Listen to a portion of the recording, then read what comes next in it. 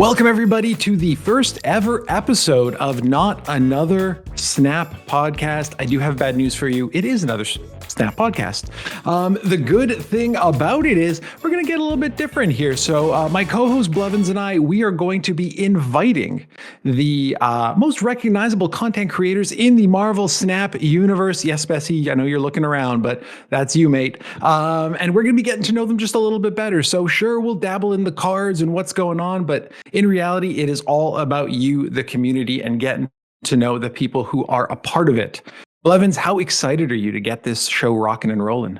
I'm super excited. There's a lot of really great Snap content creators out there, and I'm happy and excited to talk to all of them. And there's a lot of great Snap podcasts out there that break down the card games and meta and all that stuff. There's a lot of resources for that.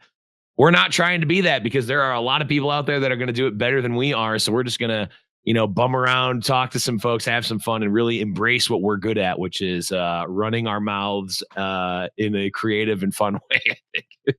You nailed it when we were talking about the concept of the show. Mark Theus, our producer, straight up said, yeah, you guys are not that smart. We'll let them do it. And we'll just have a good time. So I totally agree. But without further ado, let's introduce our guest. Gosh, yes. First episode, and I can't speak English today. But we'll introduce our guest, who is quite a bit more knowledgeable than me, at least in the Snap. A heck of a deck builder. Yeah, heck of a deck builder. Just a wonderful human being. Specimen, how are you, my friend? Hello, guys. Lovely to be here. Thanks so much for having me. And yeah, excited for another Snap podcast. You're right, there's a lot of them, but it's actually very nice. And I'm looking forward to hearing more about all the other creators that you're going to have on board. Well, thank you for being here for our first ever episode. And it's funny because every time I say Specimen, I want to tag Specimen Gwent. Like I want to attach Gwent to it. It's just such like a natural thing for me. So it's weird to split the two apart. But we'll dive into that a little bit as well here as your kind of beginnings and where you're at today. So maybe we can just have you start by taking a quick minute to introduce yourself, kind of how you got into card games in general, and then sort of what got you to Snap. Yeah, so I'm Specimen. I'm from the UK. My actual name's Joe Curley or Joseph Curley. I started playing Joseph. I don't like Joseph too much though. Lots of people call me Speci. I got into card games really with Gwent, the Witcher card game, after playing The Witcher 3, like CD Projekt's big AAA title. Within that, I had a mini game called Gwent. You just used to go around, battle all like the NPCs and collect the cards. I got super hooked on that, and then suddenly found out that there was a standalone version, picked that up, and then about 6 months later, I bought myself like a little PS4 camera, started playing streaming Gwent straight from the PS4, and that was like 2017, so a long time ago now. It doesn't feel that long ago. And yeah, like Gwent, I streamed Gwent for a long time, eventually went full-time with it. And then when Snap got announced, there's a lot of similarities really between Gwent and Snap. I think it's kind of the game that's the most similar to Snap would be Gwent, or maybe it's a lot longer, but similar systems in a lot of ways. And as soon as I saw Snap, I was kind of looking for a new game to get on board with. I just knew that it was the one for me, and I've not really looked back since. I was actually the first person to ever stream in the Marvel Snap category on Twitch, because they were like announcing all the cards and all this kind of stuff, and I was like really excited for everything. So been around since the start of beta. Been playing the game pretty much non-stop since. I did take a month or two off during the beta when we weren't getting too much new content, but apart from that, I've been slamming basically every day. Awesome. Yeah. Go ahead, Christoph. Sorry, I'm jumping right in here. I was just gonna say there are some amazing videos out there of like baby Speci playing Gwent on his PS4 cam. They're hanging around. So if you are curious, you could probably go dig them up. They might be on your Twitter hanging around somewhere. But yeah, a good time there. Well, there's also videos of me and Speci doing a Snap show a while ago. One of probably the first Snap shows, YouTube shows that was actually done like a long time ago, and also a video of you crushing me in the Infinity Gauntlet. But I snapped every time for the meme. But anyway, Speci, one thing that folks that know about you through Snap know that you play really cool and fun and creative decks. You're not really one to play like on the nose of the meta. So I want to talk about what is your thought process for crafting these decks and what goes into what makes a deck appealing to you in terms of the build. Yeah, it's a really great question. I think for whatever reason, it's just always been something that's been my favorite thing to do really in a card game is build some kind of wacky deck and try and make it as good as possible.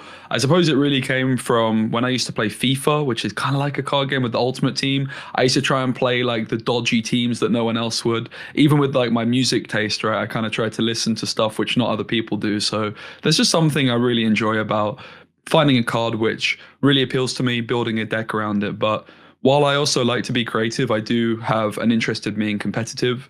So recently I've been playing in a bunch of the community tournaments which are happening. And rather than playing like the Shuri decks or the Thanos decks, I'm always trying to bring something a little bit more spicy, but also something that could hopefully be competitive. You asked like how I like to build decks. I actually have like a strategy to build decks, which my chat hates me for. It's not so bad in Snap because Snap only has 12 cards, but in Gwen it was 25 cards. And what I would do is I would delete the deck and start from scratch like 20 times when I'm building a deck. So for me, like whenever I have like a deck with like 12 cards in, I'm looking at it and I think it's really difficult to like break down, right, how could I improve this? So what I like to do is just almost like delete the deck or just save the 12 cards that I had, start from scratch, and then just start, right, what is the most important card in this deck? What am I trying to achieve here? And then the second most important card. And then eventually you arrive at 12 cards. And that would be like my way of refining a list. So it's an unorthodox method, but I think it's one that a lot of people could approach because when you've got 12 cards, more manageable in Snap in fairness compared to other card games, you can kind of have a lot of different ideas going on. And it's pretty difficult to make an objective decision over what cards should get cut because that's often what you need to do in a deck. Right. You need to cut the worst card, right? Yeah, well, it's funny that you bring that up because I rarely do that, but I also find myself going like, okay, well, I want to, this card underperformed, let me change it, and then it's like, okay, well, I'll put this other powerful card in, and then I look back and like, oh, my deck has one cost and 7 4 costs and 2 6 costs. I was like, wait a second, my deck doesn't work anymore. So actually going back to scratch makes a lot of sense for sure. Yeah, and like the other thing is, what's something I love to do with decks is collaborate with other people. A lot of the success I had with Gwen when I was helping people prepare decks for big tournaments was working with professional players that could I come up with maybe a creative idea and then they tell me the ones which suck. They tell me the ones, okay, this might have legs because a lot of the decks I build are just bad, right? But some of them, there can be some hidden gems in there. And that's really where I look to a competitive player maybe to really decide which of those are the ideas to run with and sort of which of my ideas are more fun than competitive. So that's been something with Snap I've not had the chance to do too much until actually this weekend, having met quite a few people when I've been away at a LAN event, getting to meet some more of the professional players already. Like today I've been talking to Moyen, who's one of the top competitors, and bouncing some deck ideas off him. And that's something I really, really enjoy. The other thing as well to mention is building decks when you have a Twitch chat is infinitely more easy because you have 400 ideas, right? Now, a lot of those ideas are terrible, but also interesting. There's always some hidden gems in there. You're building a deck and someone's like, what about this really random card you'd never think of? You're like, actually, that you might be onto something there. And that's the beauty of Twitch and Twitch chat and then putting out YouTube videos where, like you said, it might be a bit of a wacky idea, but it makes a heck of a YouTube video and you get some views. Now, like you mentioned getting to engage with professional players. And I think, from the Gwent world, you went from, hey, I'm a creative deck builder to, hey, I can be a competitive player to, I can also be a pretty awesome caster. And we've seen you move to Snap where, yeah, I can be a good deck builder. You're playing in more tournaments now. And I think you won one recently from what I remember seeing on your Twitter, and you've been doing, no, that wasn't you. Ignore that. Well, Harry, Ordinary Harry, his username within Snap was Specimen. So the meme is that I won the tournament, but I actually finished 10th. I performed really badly. Just go with winning. Just go with it. I got to take an aside because you just made me have a realization because I thought I was playing against you on ladder when he had his name as Specimen, and I kept spam emoting him and got nothing out of it. And I'm like, okay, and now I'm retroactively feeling like a big dumb doo-doo head to Harry. So Harry, if you hear this, I apologize for being an asshole in our ladder game, however many weeks and months ago when your name was Speci. I don't think that requires an apology. I think you double down on it next time around. Every time because I like Harry. I like Harry. Oh, you don't like me? Is that it? No, well, so anyways, we're no. Hey, snappers, are you looking for a better alternative to your morning breakfast routine, or simply just a better snack while you're contemplating that Galactus retreat? Have you ever heard of Magic Spoon? Well, it's the cereal that Chris is eating right next to me. Say, Chris, what flavor you got over there? Birthday cake. That sounds delicious. Well, let me educate you on the joys of Magic Spoon, just like Chris already knows. Magic Spoon has 13 to 14 grams of protein, 4 to 5 net carbs, and 0 grams of sugar. You can get yourself a box of birthday cake flavor by clicking the link below to grab a variety pack and try it out today. Be sure to use the promo code 983SNAP at checkout to get $5 off any order, or you can just go to magicspoon.com/983snap. In fact, Magic Spoon is so confident in their product, it's backed with a 100% happiness guarantee. So if you don't like it for any reason, they'll refund your money, no questions asked. So help support the show by clicking the link below or scanning the QR code on your screen and using the code 983SNAP for $5 off, or go to magicspoon.com/983snap to save $5 off today. We'd like to again thank you to Magic Spoon for helping sponsor today's episode of Not Another Snap Podcast. But yeah, so you've played, fairly in more tournaments, things like that. You've also been doing some casting. So I was curious from that perspective on the Snap side of things. Do you see yourself fitting into one specific spot? Do you just enjoy doing kind of all of them going forward? Or is it one of those, similar to Gwent, where you said like, hey, I kind of want to do this casting thing, and you've, casted world championships and all that? Yeah, it's a good question. I don't know, to be honest. I think for me, casting is the one that interests me probably the most.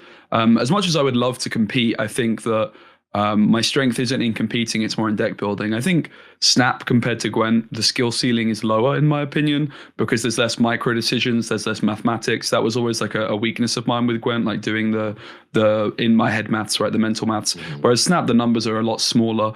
The big part of the skill ceiling within Snap comes from the retreat and the snap mechanic, which I think I've got a pretty good grasp of. So I do think that like competing is of interest to me. Certainly building decks and helping top players like prepare lineups is always interesting to me, because that's just a passion of mine to just talk decks. I could go for hours. But I do think that like long term, I see myself, if there is like a nice esports scene for Snap, trying to get involved with that, because I think the fact that I've got those skills maybe as a player, got those skills as a deck builder, I can offer quite a lot to casting, and broadcasting really is my passion. I think obviously with the streaming, that was my top passion, and also just like as a career path, I think it makes more sense for me really.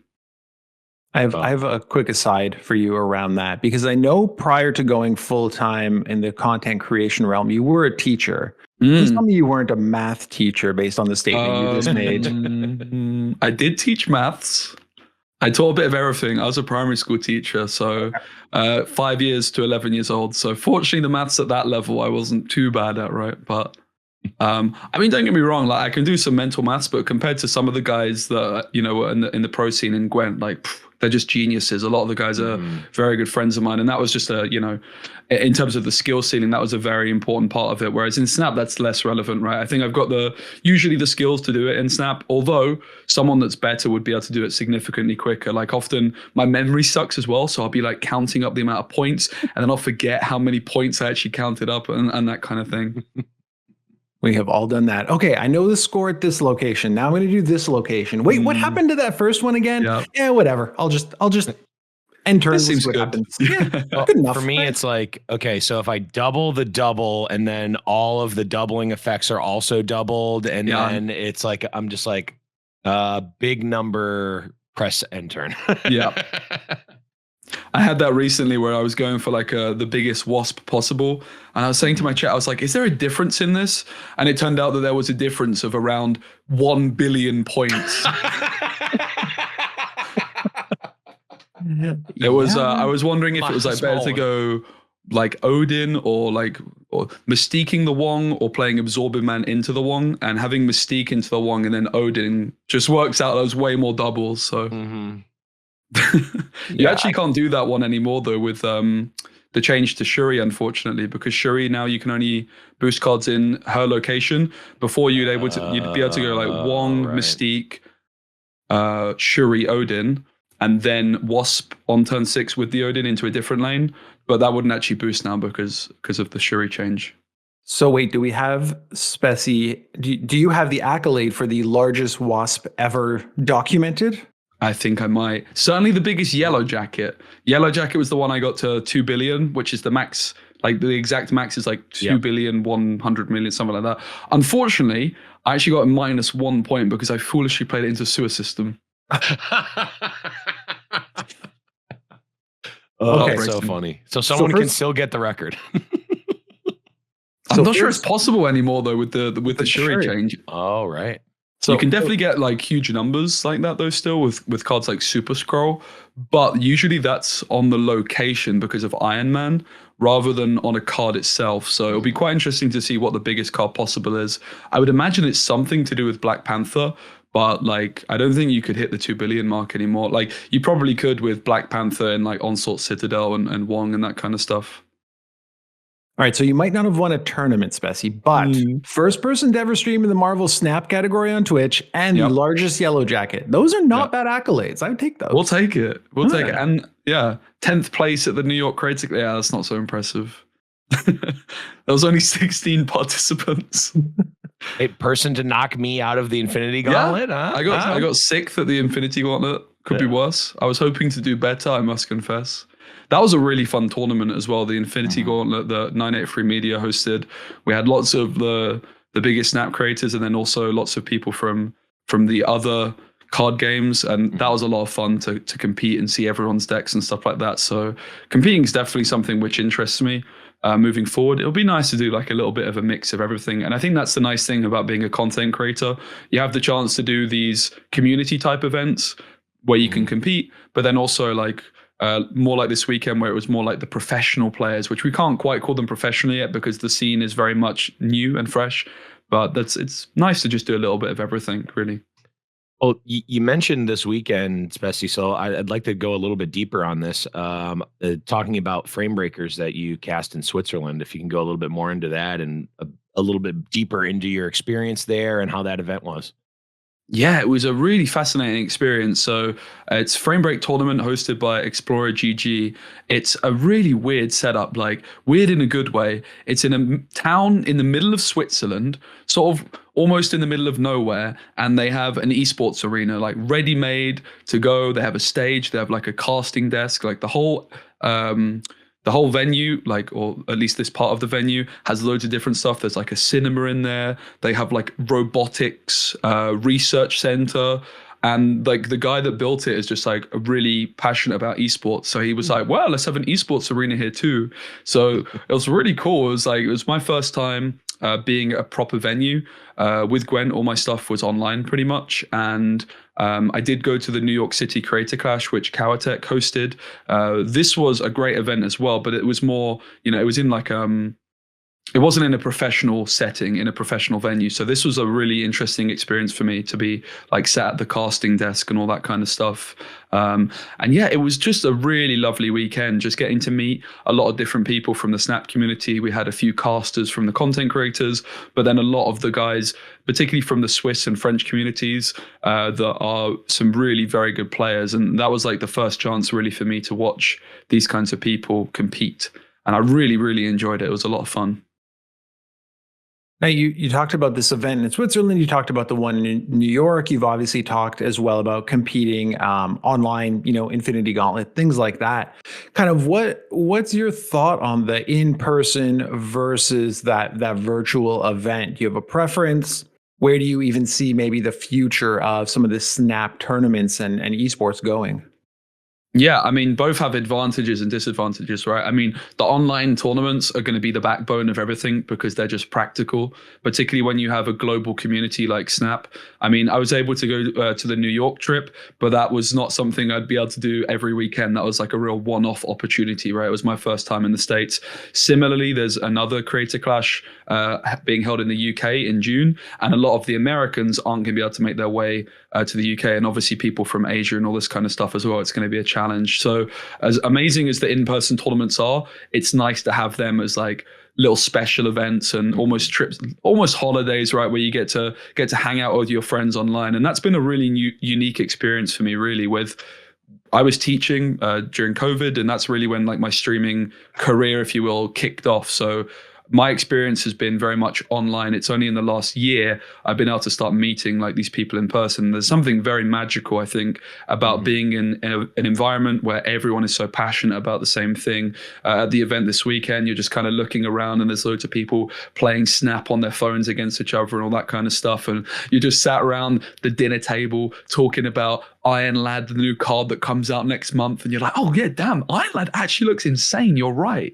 So there's something super magical about that. But of course, the online tournaments are irreplaceable, really. Like there's just something that you can do all the time.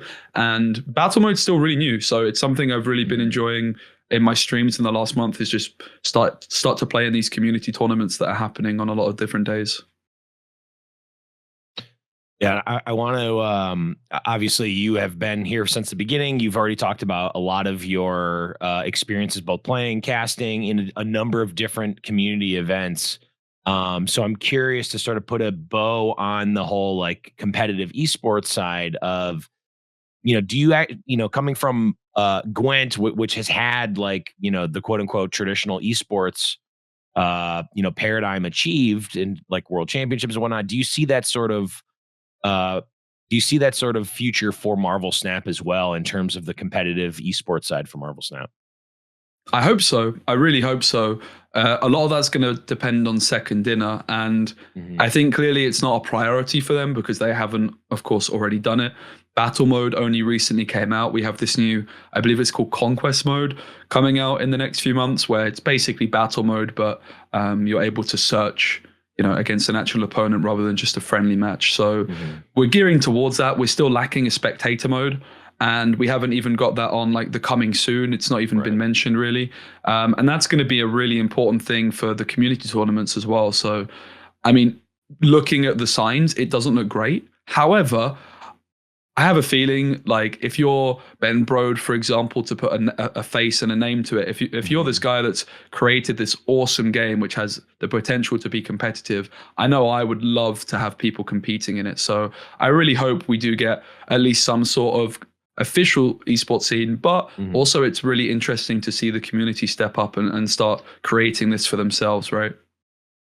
Yeah, I mean, I come from the world of, Legends of Runeterra and other card games, and also from formerly working with a company that did community events and working directly with the developers on things. And I think a lot of the community members that are making these tournaments, they may not see like, oh, well, that it wasn't the biggest deal that I did this event, even if it was just like, I played in a one-off weekend event that a streamer put on with like $100 prize. Like those things definitely matter. So if you're out there thinking like, oh, my little, rinky-dink community event with 8 of my friends that I put on Twitch doesn't matter. It absolutely does, because it shows like a lot of these companies want to see that the community cares. Like, the community seems to think, oh, well, we want the company to lead the way, but a lot of these companies aren't. Like you said, Second Dinner hasn't stepped up and announced a world championship and big tour events, right? Because that's a lot of money and resources and whatnot when that can be spent on making the game. So I think all these things that you've talked about, Speci, I mean, what you're doing, Speci, what we're doing here on this show, all contributes to the overall ecosystem of Marvel Snap, whether it's esports or content creation. And I mean, I don't know personally from Second Dinner, but I know that companies like that look favorably on these things, and showing that support in any way that we can is definitely a help overall. So I just had to throw that out there, someone who's seen it a little bit on the inside. Well, at the end of the day, whether you want to believe it or not, the companies that make these games want to see them be successful, right? And if they're looking at their community and there's a Surprise. groundswell for like, hey, they really like this whole tournament thing, maybe that's worth investing in just a little bit, to create that momentum. So I absolutely think that down the line, that's a possibility. You put Ben Brode's name out there, somebody who comes from Hearthstone, which is probably one of the first digital card games that really set the table for competition, world championships. Like the production value of some of what they put on is huge. So you have to imagine that's in the back of Ben Brode's mind at a certain point. So it'll be a question of waiting and seeing kind of what plays out. Yeah, I think it would make a lot of sense for sort of the start of the year if we maybe begin to hear more. That would be my expectation. If we still haven't heard anything about an official scene sort of by January next year, I think that I would be surprised, but I have no idea, right? I have no insight. It's just, I would like to think that the team, I've met quite a few of them. They're very passionate about the game. I think it would just be a really fun community experience to have these kind of things. And like, I've been seeing a lot of stats over the weekend about esports in general, and esports is a bit of a money sink, right? It's quite difficult for companies to make profit, at least game company, publishing companies. But if you can do it in a smart way where it's also marketing your game, then it could be something. And ultimately, it's just something for the community to all come together and really engage people more long term in the product.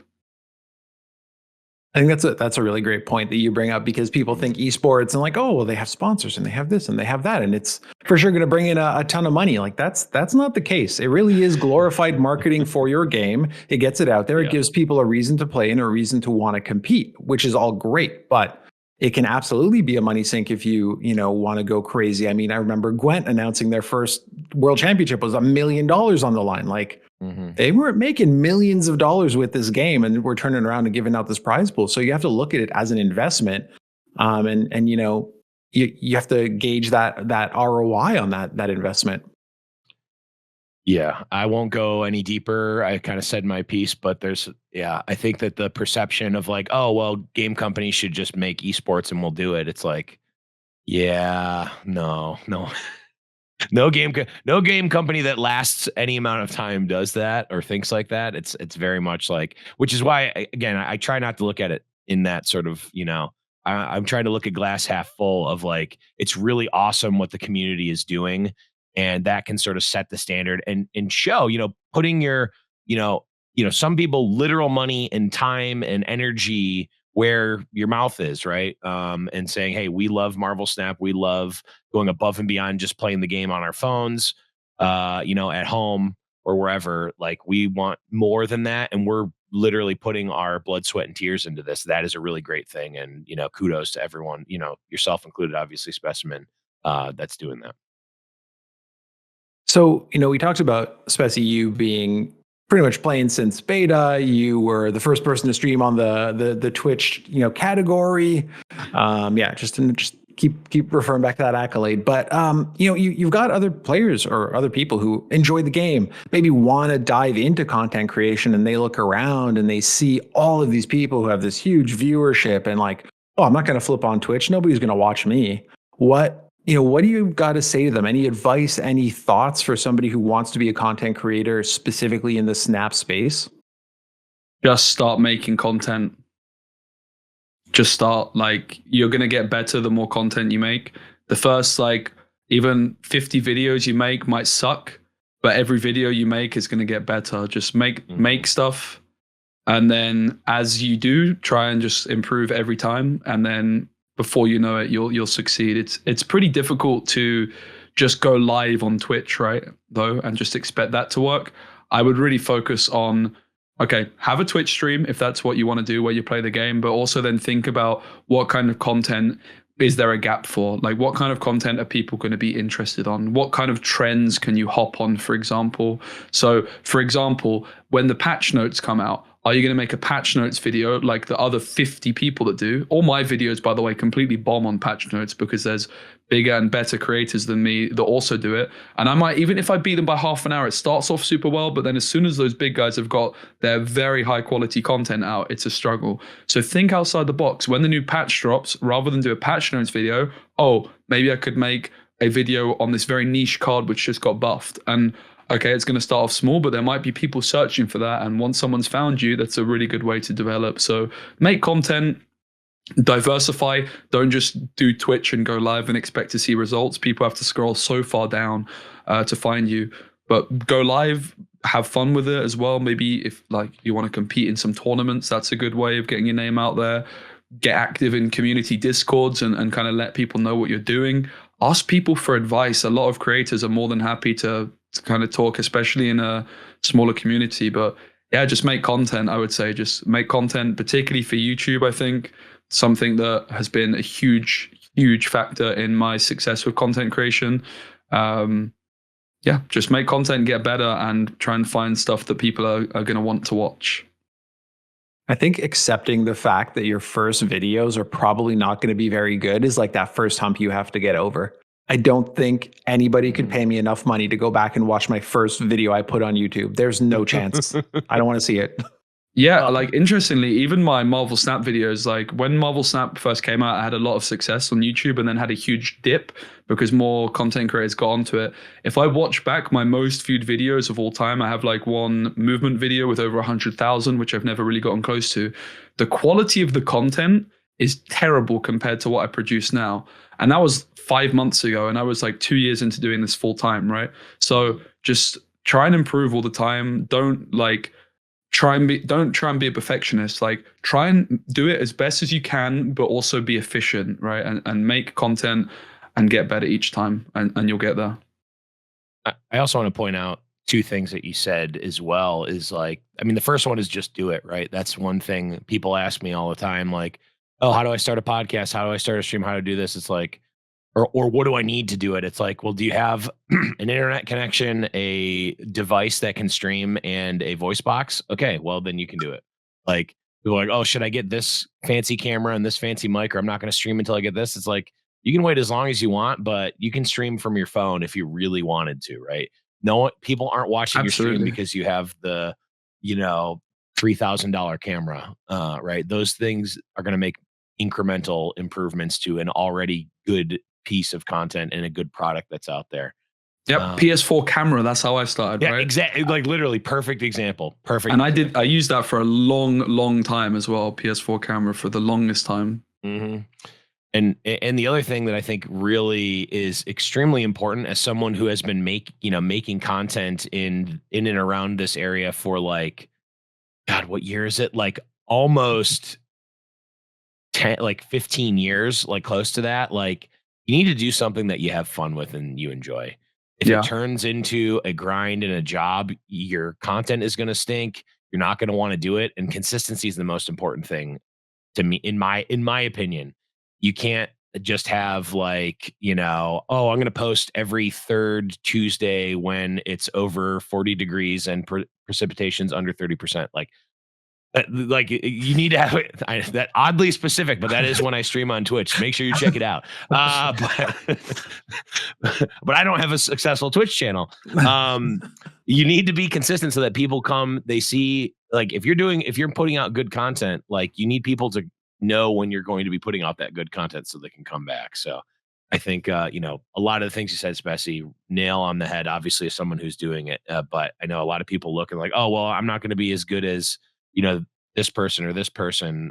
Why would I even bother starting? Well, I think that's maybe a fair thing to say if you don't necessarily really, really, really want to be a content creator. Not everyone is a good content creator or should be a content creator. That's the harsh reality of life. Not everyone should do it. But if you really want to, I think anyone has the ability, to make a run for it, to make a run at it. But you have to be willing to put in the work. And obviously, Speci, you've done that. And a lot of the things you said there, I think, are hit the nail on the head in terms of what you need to do to get there.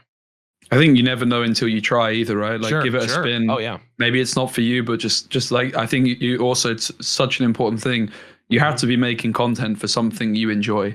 And that's why Snap for me was just such a like eureka moment. As soon as I saw the gameplay, I actually had like a little box sent over to me like the day before it got announced, and they're like, oh, we're announcing like this new Marvel game. And I was like, oh, okay, this sounds promising. And as soon as I saw it, I was like, yes, this is what I've been looking for, a game that I can really dig my teeth into. And, it's very difficult if you're trying to do the content of working 10 plus hours a day on a game which you don't enjoy. Like, that is the most important thing. I would say it needs to be something you enjoy, and that's really what streaming was for me. It was a way of me using my unproductive time productively, because I would spend hours and hours a day playing, and I just was able to fortunately turn my bad habits into productive habits. Yeah, absolutely. Well said. I want to call one thing out specifically, because I think this is something you do exceptionally well, is, and you mentioned it when you were given some advice, is just being efficient with what you do. Because like I remember casting a couple games of the Infinity Gauntlet, and you could see you were talking because you were recording a YouTube video while you were doing it. And then if you watch your Twitch and then watch your YouTube, you can see some of the overlap of like games you've used and content you've used. Do you have any like specific strategy around how you maximize every minute you're live or every minute you're creating content? Well, that's a great question. I think Ludwig, who's a very successful streamer, is the person that really got this strategy down, which is your live streams while you're live, if you plan ahead of time, can also just be used for your YouTube content.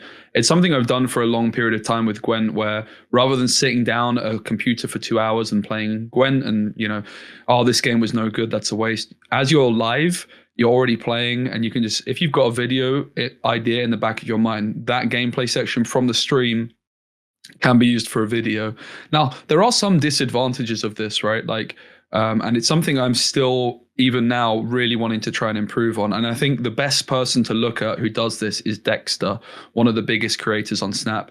He has a very, very efficient way of working, and as someone I've taken a lot of inspiration from. He has simple but very effective thumbnails, which they're very similar, but they just do the job. They're unbelievably effective. And then he has gameplay from his stream. He does like the intro, which he records separately, but then he overlays it with the deck guide. So traditionally you'd have people that do like the deck guide and then the gameplay, whereas and then you might have like something that Mogwai did, and this is something I took inspiration with in Gwent. Mogwai in his description would be like, click here to skip the intro, whereas Dex has like layered this all on top of each other, right? So he's a great person to look at.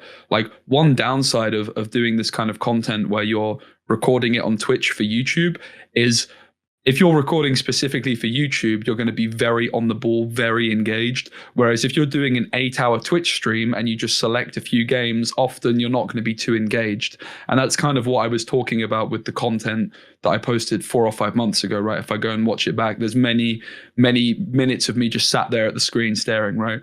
So the best way of working really is having an idea of what video you're looking to record before you sit down and stream. If you can even just plan a few little things down, right? This could be a video idea, this deck I might play. And then as you're going, if you have a really exciting game, you just write down a little timestamp in a document somewhere. Then that saves you going back afterwards and just like looking through the VOD and finding the games, right? Then you've just got it all at a glance, bang. Good to go. So it's definitely something that I would recommend. There's a reason it's a very popular format, because it is very efficient and works well. Instead of just going live for 5 hours a day, for example, and then making a YouTube video separately, you're going live for maybe a shorter period of time, but you're from that live content able to get a YouTube video, maybe a YouTube short, maybe a TikTok, right? Love it. I know we talked about advice for kind of getting into content creation, but as somebody who has become a pretty prolific caster as well, any thoughts on somebody who's like, hey, I'm creating content right now, I'd love to be able to, cast something in Snap? How did you sort of get yourself involved in that, whether, through Gwent right up into what you're doing now in Snap? Yeah, so with casting, because I was a content creator, I think that it's a natural thing to get offered, right? So I joined a team that were doing a Gwent competition, like Gwent tournament, and I was able to cast for them. So I would say if you're not in the content creation business and that's not something you're already doing, if you're just looking to get involved with casting, maybe without streaming, or maybe you are streaming with just not too many viewers, run your own tournament. That is going to be the money way of doing it, right? Like, there's a big demand for that kind of thing. Run your own tournament and see who shows up and cast it. I'll also add, as someone who used to hire casters for events, that having, even if it's not like a super professionally made casting reel, have something that, even if it just links to past stuff you've done, and it doesn't need to, again, doesn't need to be like, oh, I cast the world championship of this. It can be like, hey, here's a video where I'm casting a sample game that I played back, right? Like anything like that can give people an idea of like, oh, this is how you sound on camera. Maybe this is what you sound like with someone else. This is, what you are like casting. Cause it's just like, well, I really want to cast. It's like, okay, great. How good, how good are you? I don't know you, right? Like you need something to give these tournament organizers to actually see. And then, other little stuff, like if you know how much you are willing to do it for, or like what your rate is, like all those things. Like I know it can be awkward, and it can be, that's skill to get, like, it's all helpful though, especially when you start getting to like higher levels and like working with professional organizations. It's like, it's just standard, right? So I think obviously building your craft, honing your craft is number one. And like you said, especially like practicing anywhere you can, running your own tournament, casting your old matches, that is all super helpful. But once you get to that level of like, I'm trying to get a gig, like that's the stuff I'm starting to talk about. I think like the other thing is like, know your strengths as a caster, right? Like, are you very knowledgeable about the game?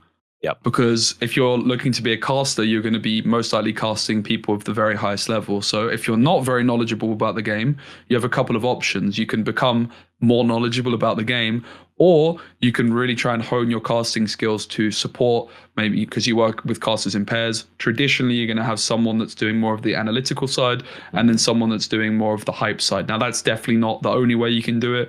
Like for me personally, as my casting style, I try and think what's my strengths, and my strengths is I've got a bit of both, right? So I try and kind of blend them and just bounce off whoever I'm working with, and depending on who I'm working with, I can kind of change up my style. So I think it's as you say, right? Like just give it a go, see how you can do it, but also like don't expect to get anywhere like anytime soon. Like you do need to just you're going to be working for free. You're going to be doing like a lot of streams, maybe to not many viewers, but just get experience, get hours under your belt. And there's so many community tournaments at the moment in Snap. There really is going to be a bunch of opportunities if you are interested in doing it. It's just about networking and finding the right people to talk to.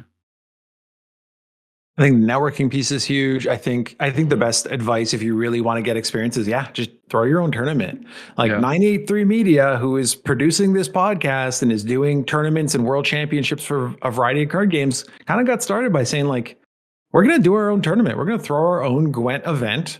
That's where Flake got his start in casting as well. You do it yourself and you show that you can, and you build up from there. So I think all of that is fantastic advice. And Speci, you saying just, hey, understand your style and who you are and where you kind of fit into a broadcast is important as well. I jumped in and I've done a lot of casting, but I also find that I'm just good at hosting things because I can ask a question and get people talking and fill time, and things go wrong and technical difficulties. I still remember casting some Gwent with you where I think we talked about soft drinks for a significant portion of time because we just had to kill time. And you're like, well, we've got this in the UK. Do you have that in Canada? I'm like, no. So you gotta figure it out. All right, we've talked a lot about you, Speci. Let's talk a little bit more about Snap for a second, because I think the big thing right now is Galactus. Are we Team Galactus? Are we Delete Galactus? Where are you fitting into this whole discussion? Oh, baby, what a conversation. There's been so much drama this week. There's Nadeshot, who is like the owner of 100 Thieves. He is like a former professional Call of Duty player, like pretty much the most famous.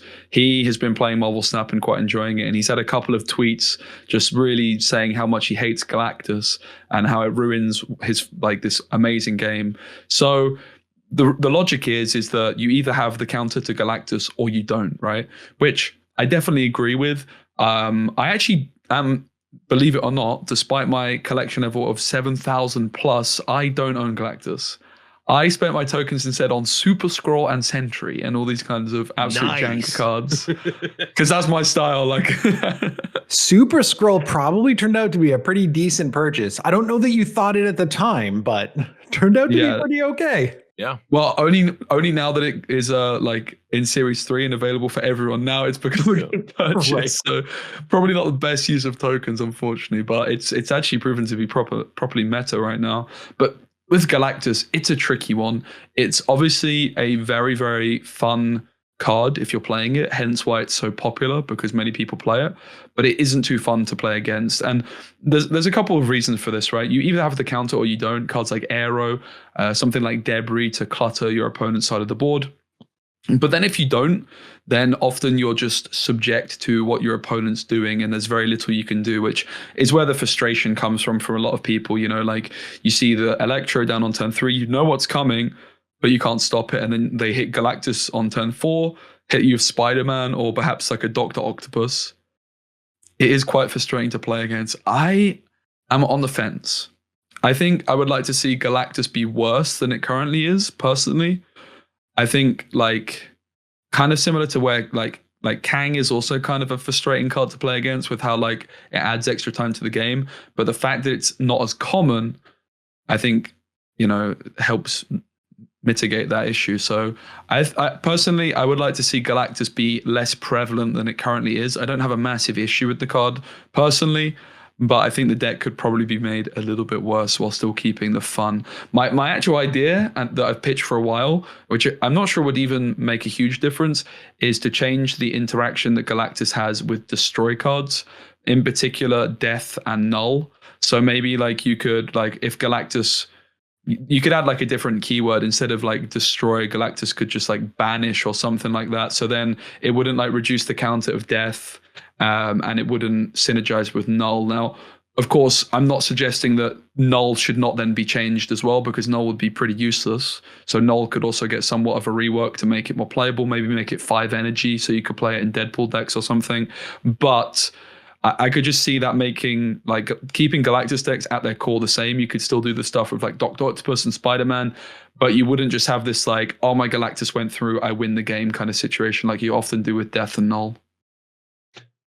I am someone who has played Galactus since literally day one of Galactus. That when I saw that Galactus was being added as purchasable, I'm like, that is the first thing I'm buying with tokens. So I've had him from day one, and my experience with Galactus decks day one versus now is drastically different, because Galactus is absolutely like, I tend to agree with the people who say, oh, Galactus is unbeatable. Like it feels so broken when you are not expecting it, right? Like I have had a lot of success. Well, I've had a pretty decent amount of success on ladder with Galactus decks that disguise themselves as not being Galactus decks. Like I have a destroy deck that's like, oh, it's got Deadpool and Carnage and Venom and Nimrod. And it's like, oh, why would there be? Oh God, there's Galactus on turn 6. I did not even think that. It's like, oh, 8 cubed you.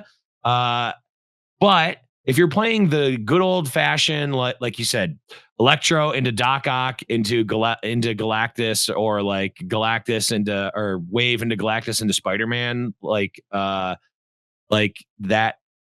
to me is so telegraphed that it is like I'm even fine with the, like people say, well, either you have the counter or you don't. I personally am fine with that in the game of Marvel Snap because of the retreat mechanic. I think a lot of people view Marvel Snap more like a game of Magic or Gwent or Hearthstone, where it's like, I put my blood, sweat, and tears into this best of 3 match. I sunk 30 minutes into this, and to just surrender and lose after that personally offends me. I think a lot of people come in with that. Yeah. Because a lot of people, like, I'm also the type of person that's like, oh, well, they went turn 1. I'm getting a little inside baseball with like Magic, but like, oh, they went turn 1 Ragvan. I guess I just lose. Like I will leave those games online or whatever. I'm dead into that. And even more so with Marvel Snap. To me, it's more like poker, where it's like, oh, I have 7 deuce offsuit. I'm folding this hand. I don't feel personally offended when, bad RNG. I got a horrible hand. I had to fold this hand in poker. Now, poker is a very boring game to people for that reason, and maybe people will see Marvel Snap as more boring if they have to end up retreating a lot. But I think that if you can get over that mental hurdle, it feels a lot less bad when you have these very powerful decks that you need specific counters for. But it's like you said, Debris, Arrow, Cosmo. There's like Shang-Chi, like maintaining or making sure that the Galactus deck has priority. Like if you know that it's a Galactus deck, there's a lot of things. It's not just like you need the one counter for it. So to me, I really don't buy the whole delete Galactus thing. I think Galactus has a cool effect. Yeah. I like the quote unquote big bad thing where it's like, oh, he's literally destroying everything. Now maybe they could change that and it would be something just as cool. I'm probably fine with that. I've had my fun with Galactus, but I think just from a gameplay perspective, I don't buy the delete Galactus thing at all, actually. I do believe you bring up a really great point where people are so hardwired to not want to lose the game. Right. So they don't want to retreat. They want to be able to win every game they're in. And I think there's just some matchups where you look at it and you're like, well, they're a 90% favorite anyway. I'll play a couple turns. They snap. Yeah, I'm probably out. And you know that it, don't get me wrong. It feels awful to know I've got Cosmo in my deck. I know Galactus is coming. I know exactly where he's going, but Cosmo is the bottom card of my deck and I'm just not going to see him. So I get that is frustrating. I think for me personally, yeah, it comes down to like, I just have to be better with knowing, hey, I'm not going to win this one. And that's okay because I'll win the next 3 instead. When you're facing Galactus every single game, that's where it starts to get a little bit frustrating. So maybe it's more a question of prevalence than it is a question of the card itself being too strong. Yeah, it's definitely a very interesting topic that's been really dividing the community in the last week. I do tend to think that maybe there's a few things that could happen. I think like Galactus shouldn't be left entirely alone as it currently is. I think the card I have no issues with. Maybe just like a few of the counter cards could get some buffs. Like Aero was so popular before, right, which really kept Galactus in check. So maybe like I'm not suggesting Aero gets buffed. I think she's fine, but just like even just adding new cards to the game, which can help deal with Galactus and are kind of just cards that you can include in a variety of decks. I think the thing I mentioned before about Death and Null is something that I would love to see. I also find it weird that like Yondu counts as like a destroy card, but that's like kind of another topic. Like just some kind of like banish keyword I think could be a nice addition. And what that would probably mean is even if you don't have this direct counter card to Galactus, you're going to feel more confident about going into that 8-cube game with them when they've played their Galactus and they have a follow-up turn. Because at the moment you're like, well, they might have Death and Null and all this, and it can be pretty difficult to beat. Because then even if you go for the Shang-Chi, right, then they might play like Death and I don't know, like some 8-power card, for example. So I think I don't personally have too much of an issue with Galactus. If I had to like pick a side, I would lean more towards delete Galactus, but I definitely do not think its overall like impact on it's not going to change. It's going to work the same way as like the effect it has is just so fitting for the character. It's just so fit, like the big animation they've got. It's similar with Thanos. They're always going to nerf the cards around Thanos. Like these cards are designed in very interesting ways and make the gameplay in very different ways and feel like they fit the purpose of big bad. Yeah, I definitely think you can't change the card without essentially ruining the lore behind the card, right? So yeah, you can probably tweak it. I think especially to your point, finding a way for it to interact differently with Destroy and things like that might be the way around it. But I definitely think overall it needs to stay in the game and it needs to keep the flavor that it's got. But I definitely think it needs to be adjusted just so we see it a little bit less often. Yeah, I think it's like pretty close to being okay though, honestly. I think it's like maybe just slightly too good, right? Which is maybe why people are so like if you queue into Galactus like less often, it becomes less of an issue of retreating. It's when it's like you queue into Galactus 3 times in a row and you're forced to retreat that it could probably become a frustrating experience, right? But I definitely agree that like people are kind of not used to this concept of just folding and retreating, right? Agreed. I have one more debate I would like to get into for Snap, and that is influenced by today when we're recording it. It is the 26th. The feature location is the Sandbar, which only allows you to play cards there that have no ability. And I feel like that's been something I've been seeing on Twitter go back and forth as well. The amount of cards that, you know, prevent you from playing something or really limit how you're able to interact with the board. And I think it's exacerbated in this scenario by Patriot being already a strong deck. And now you've like made a Patriot specific location. So I'm curious, Speci, as to your thoughts around some of these locations that are very, very restrictive. I didn't stream today.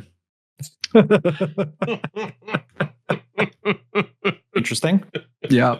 I mean, at first I was a big fan of these locations, but honestly, I can't be dealing with it at this point. Like, it's actually, what I will say, I do think it's nice for the overall community, but like the big problem I have at the moment, which will soon get fixed, is there's no way of just playing normal Marvel Snap. So with the Conquest mode, which is due out, I believe, in June or May, like I don't think we're too far away from it, which is the one where it's battle mode, but like with a queue, that I would strongly imagine, almost certainly imagine, is not going to have the featured location as showing up more prevalent there. So I think that's going to probably solve a lot of my issues of it. And I actually think that once there is an option to play a normal version of Snap, that this featured location will be a really nice thing, because then people that want to can play with it and people that don't won't. Also, like, I think a lot of people underestimate how impactful a good deck on a location like this can be on your climb. I've seen many people climb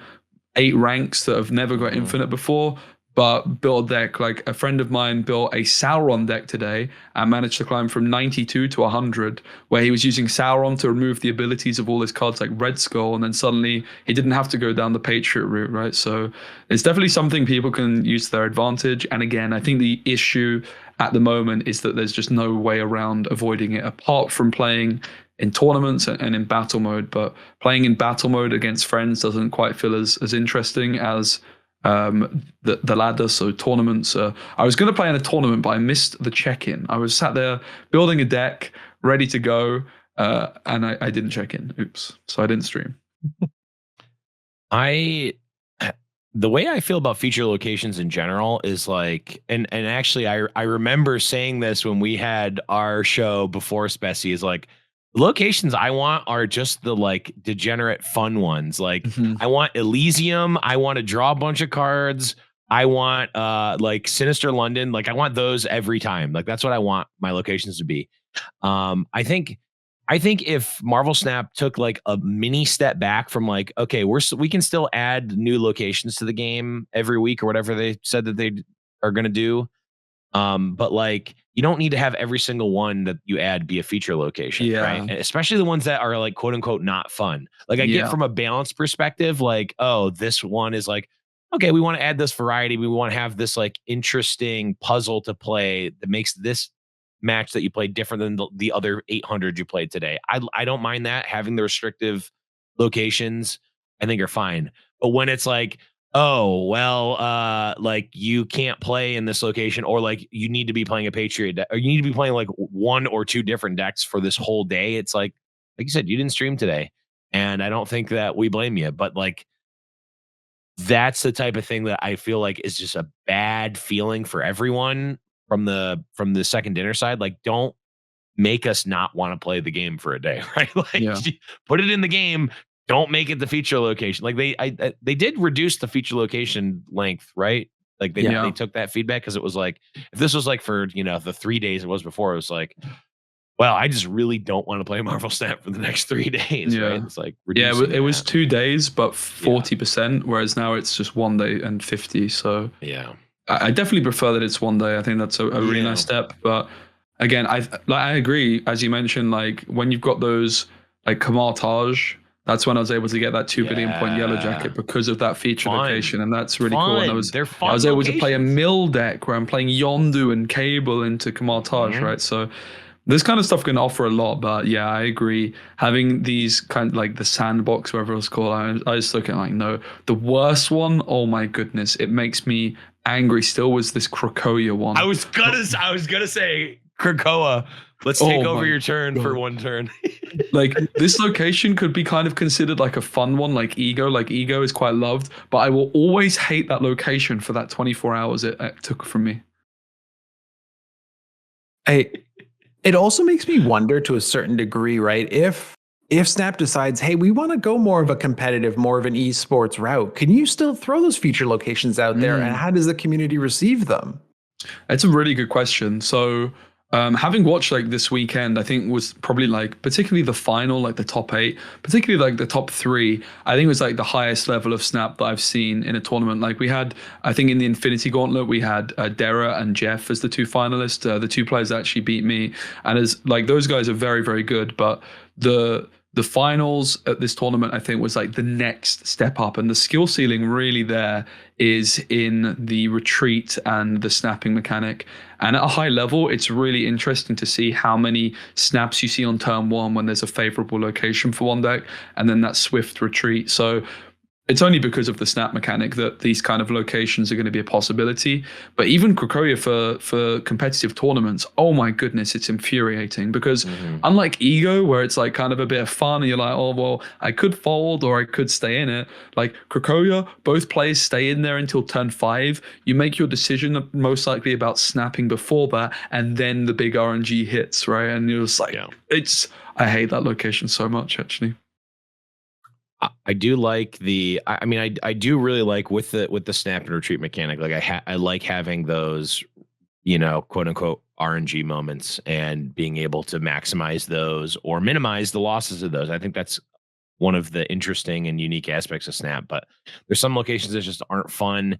Some locations like Krakoa, I think specifically, is one that's just like, can both players retreat somehow? Like we both retreat somehow. Like I feel like both players should be able to like emote at the same time and both leave that game without a Q plus. Like it just feels like it's not competitive. It's not fun. So what is it actually like? What is it actually achieving? Is the question I have. But yeah, it would be interesting to see if there's some kind of way of removing certain locations, maybe in a competitive format. I don't think it's necessary too much at the moment because of the snap mechanic, but I could see like it would be a very weird experience to be watching like a big esports final and then Ego shows up at like a crucial moment, right? Like it'll be very entertaining though, which I mean that's like finding the balance, right? Entertainment versus competitiveness, and the snap mechanic does definitely do it to some degree, but also I will say like I've played in some tournaments and like the RNG can feel insanely against you with the locations at times. Yeah, I think there's definitely a certain balance there. Like to your point, Speci, Ego shows up and you're like, yeah, okay, this is kind of fun. Ego shows up in like 3 games in that series, and you're like, okay, this is not fun anymore. Or Sandbar shows up, and then Sanctum Sanctorum shows up, and something else, and all of a sudden you're just passing every single turn. Like again, those take away from the game. And I think in the tournament scene, you're getting to like, the finals, and you're watching this going, oh, wait a second. The players aren't actually playing. They're just kind of sitting there staring at each other, hoping the location comes up. So I definitely think there needs to be a bit of a balance there. And maybe there's some sort of rotation that's possible, or maybe there's a way to limit those can't play here type of locations to like 1 in a game or something like that. But I did like your idea around the feature location of maybe that's a special game mode. It makes me think back to Gwent and thinking of your seasonal mode where you can have, in Gwent it was special rules, but maybe it's just a location that shows up 70% of the time, but it's a special game mode, and go there and make a deck specific for that location and go have fun. Go enjoy it, because that is part of what makes Snap great is you can get crazy and creative and take advantage of locations and things like that. But, give people their own flavor to choose from. Another thing that was talked about quite a lot when the game was first announced was the idea of like in a competitive format being able to pick a location or something like that for your deck. I definitely don't think that's something that would work now that we've played the game for longer, but perhaps even just being able to pick 10 locations which you don't want to see. I mean, practically it sounds kind of bad, but it could be something that would work interestingly. But I'm also not sure that would be an easy way of an easy way to code that, right? It would need to be something within the client.